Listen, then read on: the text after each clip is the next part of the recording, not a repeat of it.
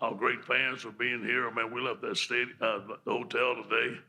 What a phenomenal group we had. It just gave us the energy and all night. And they've been with us all year. And give the credit to our players. Those guys fought. We started working last year, January 17th. They worked their tails off with Tommy Moffitt. They did the right things, character, grit, determination. They had their player-only practices this summer. I didn't even know about them, led by these guys on the side. We took it one game at a time. We won as a team. Got to give the credit to our coaching staff, Jack Marucci, Tommy Moffitt, all the trainers, and just a tremendous night for the LSU Tigers, tremendous night for the purple and gold, a tremendous night for the state of Louisiana. We are so proud to represent. Again, as a reminder, we'll take questions for the players. Give us a minute to get you the mic, and let's go ahead and give us your name and affiliation. We'll start right here in the very front row. Michael Cobble, WBRZ TV in Baton Rouge, Louisiana. Joe, the cigar celebrating tonight, and I guess just could you take us back to the beginning of this game, kind of figuring it out as you guys make the adjustments throughout. Were you injured during the course of the game, and how did you respond? I was fine. I was just fine. They had a great plan coming in. I mean, we knew they would. Brent Venables is the best in the country and at what he does, and he was mixing up the looks. I honestly couldn't figure out where they were blitzing from all night. We had great play calls, great coaching staff. I mean, this was a long time coming. This kind of speechless right now. This was fun. Right down here, very front row. Joe, Doug Mouton, WWL TV in New Orleans. Was it a point early in the game where you recognized they were underplaying Jamar Chase and you were just going to keep going as long as they were giving you a one-on-one with him, you were just going to keep going there? Yeah, the first couple of series, I didn't think there was any way that they were just going to play man with Jamar, so I wasn't really looking his way. And then I got back to the sideline after the second drive. I was like, they really are playing man-to-man with Jamar. So we started going to him heavy, and I mean, he played so well, and that's just the kind of guy that he is. He's worked so hard for that, all of our guys. Side. Oh. Sorry, go ahead. I'm good. Left side of the aisle, we're going to go right here in the midsection. Joe, Bill Bender, Sporting News. I know you said you're speechless, but for what's been made of your journey and for you to deliver on this stage, whether it was people in Louisiana, Ohio State fans, or even the people in Athens, Ohio, what's it mean to you to deliver this performance while all of those people were cheering you on?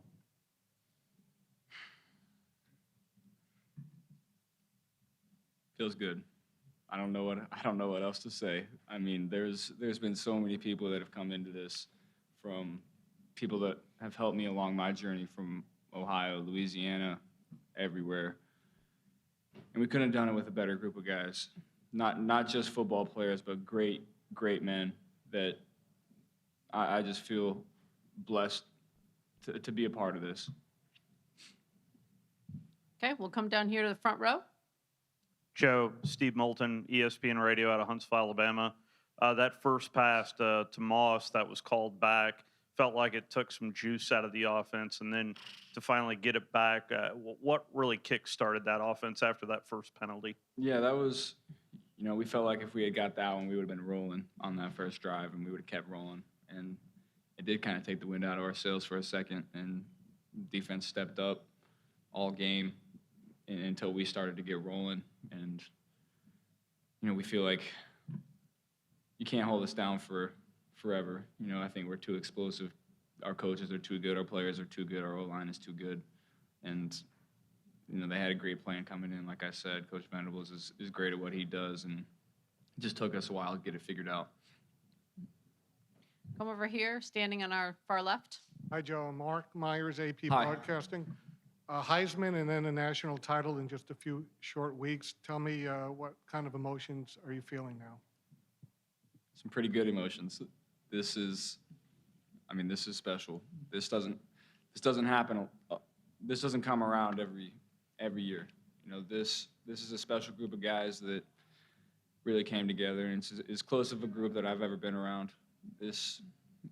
I'm just so happy I was able to do it with Coach O, Patrick, and the rest of the guys in that locker room.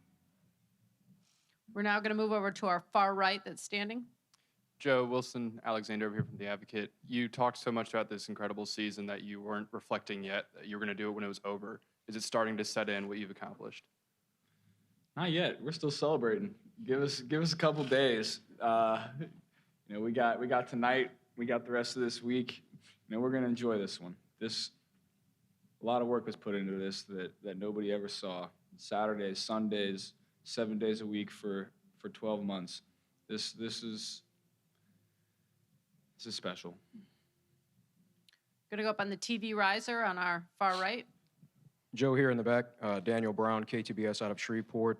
10-point game. Terrace Marshall catches that touchdown pass. His saying is meant to be. At that point, did that championship feel meant to be? Terrace, he took him a while to get going, but he made the championship play. And I couldn't be happier for that guy. He's worked harder than anybody on this team, and he's worked on his craft for a long time. 5-star coming in, had some bumps in the road, and for him to make that play, I'm so happy for him and his family. We're going to go back here in the back right-hand aisle. Joe, Andrew Clay, KTC in Lafayette. You will be a hero in this state for decades. Can you grasp that? Where are you? There you are. Sorry, can you say that again? Yeah, you will be a hero in this state for decades. Can you grasp that magnitude? I think this what we did tonight can't be taken away from us. I don't know about the whole hero thing, but I know this national championship will be remembered for a long time in Louisiana. To do it in New Orleans is even more special, and this is going to be remembered for a long time. Stay on the right-hand side, third row. Patrick Billywitz with the New York Times. A couple questions. What, at the end of both the latter part of the first half and the latter part of the second half, the defense really kind of buckled down. What can you kind of talk about what what you did to get rolling? And then also, if you can describe, I guess, at the point in the last couple of years where you felt like maybe it was Joe's team to a degree? At the end of the first half, Coach Orgeron sat us down, calmed us down. We was really anxious being out there, so we just, all gathered together and, just played team defense. And we always knew this was Joe's team from the day he came in. He was competing in sprints. So just for Joe to be that kind of person to come out on day one and try to give us the best that he can, we already knew it was his team. Stay over in the same section, slightly further back. Ed Danuthman from The Athletic. What did you think coming into the game about the potential of what a victory would mean, and how do you feel personally now?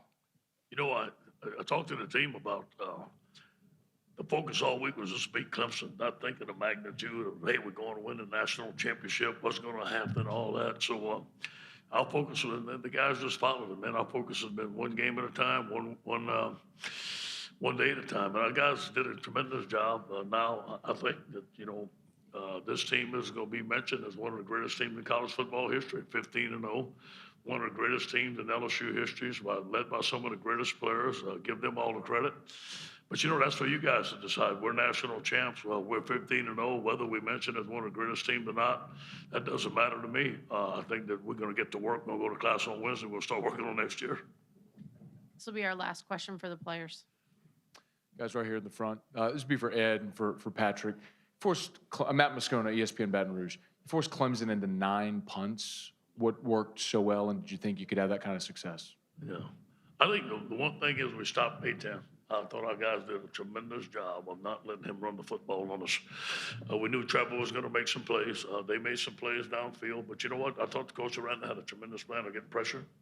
We never panicked. And those 3 and outs and those punts were critical in the ballgame. I think this guy here, Patrick Queen, had a great game. And, we had to tackle in space. Had great athletes in space.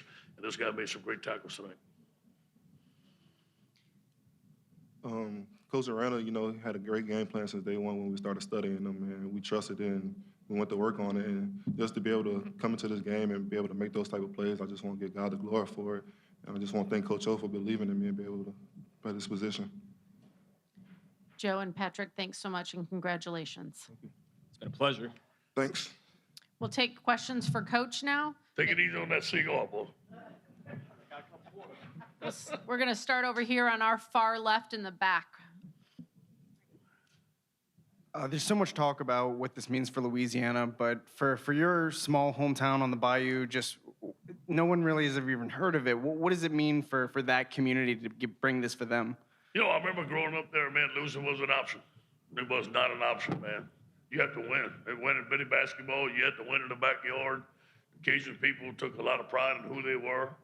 LSU was big, obviously watching Ronnie Estee and them play, so it's going to mean a lot to them. I mean, they're very prideful. It means a lot to everybody in the state of Louisiana. Everybody bled the purple and gold. I think it's a tremendous night for everybody. As a reminder, please give us your name and affiliation. We'll stay in the same section right here in the back. Coach, Bill Bender, Sporting News. 3rd and 10, late in the first half, you call a timeout, or there was 2 timeouts taken. Joe takes that draw down to the 6-yard line. Just talk about that call, or don't talk about it, I guess. You know, what went into that play call, and what did that show about Joe's toughness to make that play? Well, we didn't want to have a penalty and go back to the 3rd and 15, and where the clock was about to run out. We didn't feel like we had the right play called. And, you know, Steve said, "Coach, I need a timeout." So all I did was call timeout. And then obviously Steve made the play, he made the call. Joe's going to take the ball in his hands. Some of those plays tonight were passes called that Joe ran. Some of the plays tonight were runs that Joe passed. And so just give the great players a chance to make opportunities, make plays, and he did it. Stay over here in the second row on our left. Jeff Nowak with The Advocate. You know, yesterday Joe got to meet Drew Brees, which was talked about for a while. You have a lot of guys with New Orleans connections with Jamar and others. You know, did winning this in the Superdome, you know, talk about any of the added significance there? Do you think that kind of is more impactful? Because I think it's magical, I really do. I think that when we saw that the national championship would be in the Superdome at the beginning of the year, we set our target on that, although we did not talk about it. And we felt that once we come in the Superdome, we'd come out victorious because of the home field advantage. It was great to have Drew Brees yesterday at practice. I spent 1 year with him. He and Joe are a lot alike in a lot of ways as far as their work ethic, as far as their leadership on the football team. I remember watching Drew Brees, the 7-on-7. He ran it, and it was the best 7-on-7 I ever saw. There wasn't another coach out there. So Joe and he are a lot alike. I think that Drew Brees and his wife are great representations of the state of Louisiana. We're proud of them. Let's go right here in the very front. Coach, I was Steve Moulton, ESPN Radio out of Huntsville, and ultimately, what are you going to remember this season about of all going through the West, going through Texas, I mean, going through Oklahoma, and now just this experience? What are you most going to remember this season for? Yeah, I just think the character and the grit of this football team. Jack Marucci and Tommy Moffitt keeping us together, keeping us in shape. I felt like we could have played it for another month. We were not tired. This team was ready to go. They were enthusiastic. One team, one heartbeat, the character and the leadership, obviously led by Joe. We wouldn't be here without Joe Burrow. We know that. The hiring of Joe Brady and him, the way Steve Benz make it work together. The improvement of our defense after the Ole Miss game. I think that the defense took it upon themselves, the leaders took it upon themselves, and they knew. I think when we didn't talk about it, but we changed from first to second or something like that because of the defense.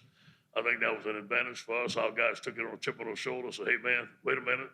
It ain't going to be on us." So all those things combined, but this team was competitive. And you got to give Clemson some credit. Now, they're a good football team. Venables had a good plan. Great game. We're going to stay in the same section. That you could coach at this level and lead a team to this level? And what does your story say maybe to all the people out there whose careers don't just rocket ship to the top and go similar to you? Yeah, you know, I remember not getting the job at USC, and I felt that I was ready to be a head coach. I felt that I had learned from my mistakes at Ole Miss. At that point in time, I wasn't. I remember sitting on the sofa in my house. I had a year to reflect.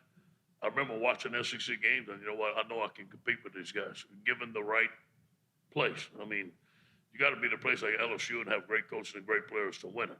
I don't think I could have been somewhere else, and we had the success that we had so fast. So I think it's a combination of being in the right place at the right time. I think it's a perseverance, too. And, man, people are going to talk and all that, but you can't let it affect you. I use that as an internal motivation. People, they tease me the way I talk, tease me the way I look. And when, it's kind of funny, the things that I was doing at Ole Miss, I was ridiculed for. And now I punch myself in the jaw and everybody at LSU likes it. So it just depends where you're at, man. But it's been a great ride. I got to thank my family. And listen, man, I'm in the right place at the right time and a great school with a great coaching staff. I have all the resources that we need. You come to LSU, you just have to do it right, and you're going to win. Have time for just a couple more. We're going to start right here in the front. Yeah, Ed, he kind of stole my question. Doug Mouton, WLTV in New Orleans. 2014, you're at Mandeville High School games as a parent in the stands. Yeah. 5 years later, you have delivered the greatest season in LSU history. And I know you have said all year it's not about me, but have you let that, or will you let that sink in just for a minute, that arc from 5 years ago watching Parker play to today? I think, God had a plan. I got to say it, and it's not me. And all I did was follow the plan.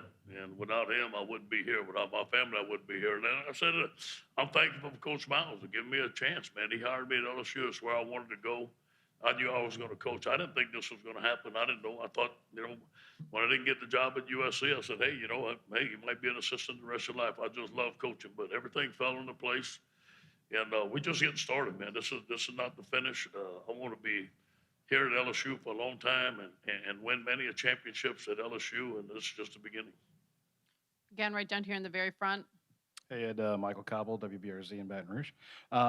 Clyde seemed to be the key that got the engine going tonight. Just how critical has he been, not just to your season, but even tonight? He's the heart of our team, man. He is tough. Again, he's 6'4", 270, and Clyde's going to take it upon himself. I'm glad he was healthy. Those runs he made at the end of the game were very critical. He's hard to tackle. He's got great balance. He has a great trunk. I don't know if he's leaving or not, but if he does, I think he's going to have a great career, and he's going to go down as one of the greatest Tigers ever. Take our last question from the television riser in the back. Shakira Martin from Lafayette. Coach O, you've talked all season about blocking out the noise, but when you reflect, what was it that made this team so different and inspired you guys to just finish the season strong? Yeah, I do believe the leadership, the character, the grit, they wanted to win. And they believed in our coaching staff. They believe in the work ethic. We started last January 17th. We've been working for a year. All those things combined, and obviously I thought we had a great schedule this year. Playing Auburn and Florida at home really helped us. Having a great coaching staff, getting Joe Brady from the Saints, going to the spread. I think that, when we didn't score many points with Isbinger, we talked about going to the spread. I thought that was critical, and then we got the right guy. We got the right quarterback to run it. We had athletes and the receivers, the way they played. So a lot of things had to fall into place.